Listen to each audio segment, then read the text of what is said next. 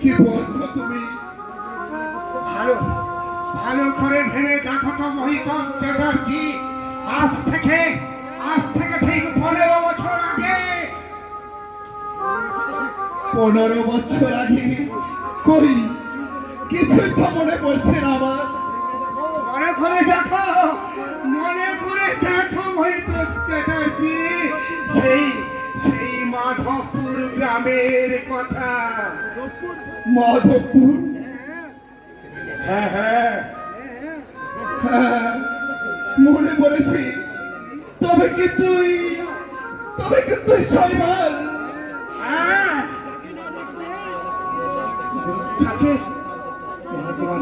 তাকে না দেখলে তোর দিনার্থ সময়টুকু অন্ধকার হয়ে যেত। আর যার মুখে হাসি না দেখলে তোর চোখে জল ঝরত। আমি আমি আমি সেই প্রফেসর শৈবাল ঘোষ। শৈবাল? এ কি চেহারা হয়েছে তো?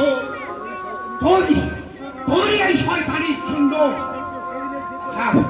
আজ সেই প্রফেসর শৈবাল ঘোষ সে পাগল, সে উন্মাদ।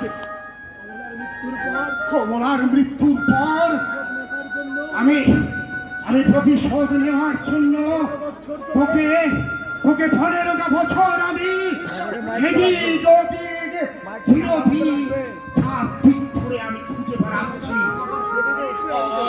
আমাকে তুই ক্ষমা কর শৈবাল।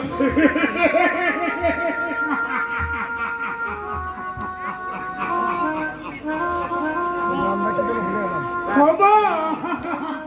না না না, তুই যে অপরাধ করেছিস তার কোনো ক্ষমা নেই। বাজাও বাজাও। সত্যি হ্যাঁ, সত্যি বল, অনুতপ্ত আজ। অনুতপ্ত?